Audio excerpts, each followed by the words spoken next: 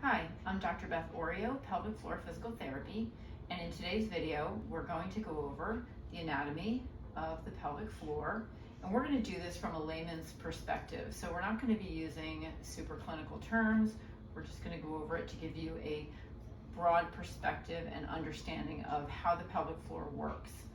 So if you're looking for a technical, clinical anatomy discussion, this is not the video for you. There's plenty of videos like that and resources on the internet, so you can look for those. So first of all, we're going to look at the pelvic floor model. Most people, when they come to my office, they've never seen a pelvic floor model. They don't even know what a pelvic floor is. So I always like to go over the anatomy with them first. So I've wanted to post this video as a resource mostly for my patients so they could review the anatomy, because the first visit can be overwhelming with so much information. So basically everything you see in white is bone or connective tissue, and everything you see in red is muscle and is the pelvic floor. So the first thing that you see is this bone out here, which is the pelvis, the bony pelvis, and that is what you feel on the side here. And in the center here is the lumbar spine, and in the center of that are the discs that separate the bones from each other. The triangle shaped bone in the center, down below the lumbar spine, is the sacrum, and then down in the very bottom there's a tiny little bone, and that's the tailbone or the coccyx. And in the front, where the two side bones of the pelvis come together, that's what people commonly refer to as the pubic bone. But what you can see is that it's actually where two bones meet, and where two bones come together, that's actually a joint. So that would be right here in the front. If you press down, you'll feel that bone there. Then if you look on the side, there's kind of a depression here, sort of a circular depression, and that's where your thigh bone comes together with your pelvis, and that would form your hip joint, and that would be your femur that comes together with your pelvis. If we look at it from the back, you can see the lumbar spine from the back, you can see the sacrum from the back, and then you can see some ligaments that help hold everything together.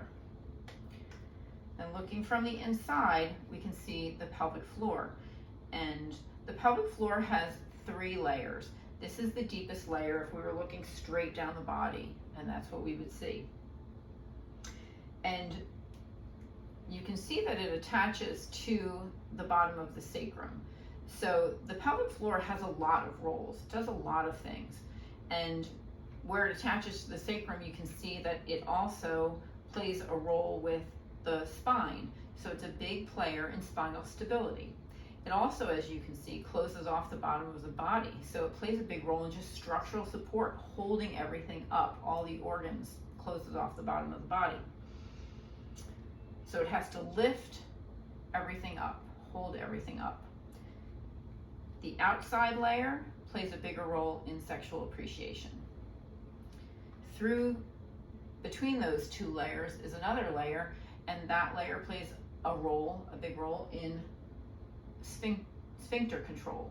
So we have our organs that live in here, and this is a female model, and here is our rectum, which passes through the pelvic floor and comes on the outside as the anus. And you can see around that is a muscular ring, and that's for control and sphincter control, closing things off.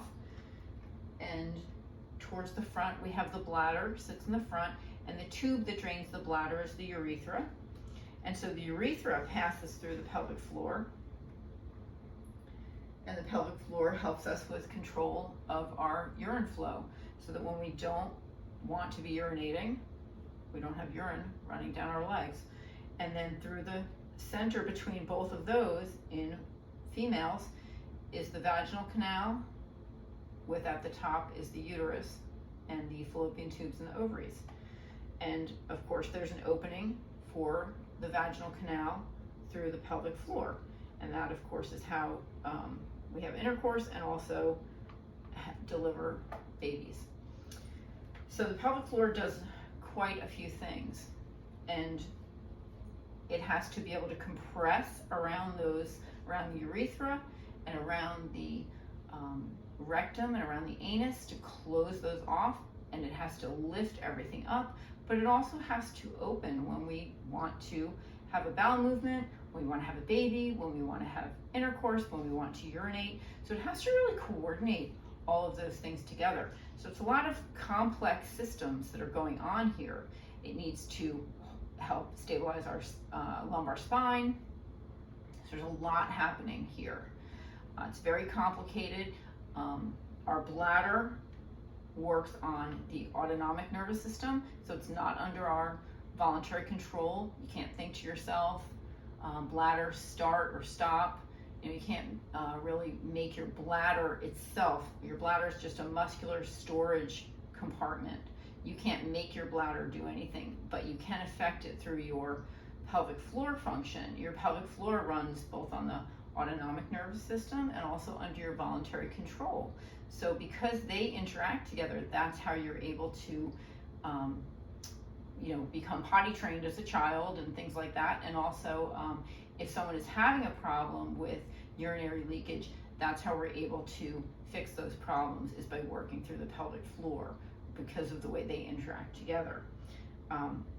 And also the pelvic floor has a lot to do with chronic constipation, diarrhea, things like that. So the pelvic floor is very heavily involved with all of those organs, and so it is involved in treating a large variety of diagnoses, and most people don't realize that. They think it's only involved in treating urinary incontinence, but there's actually a big variety of patient populations that we treat.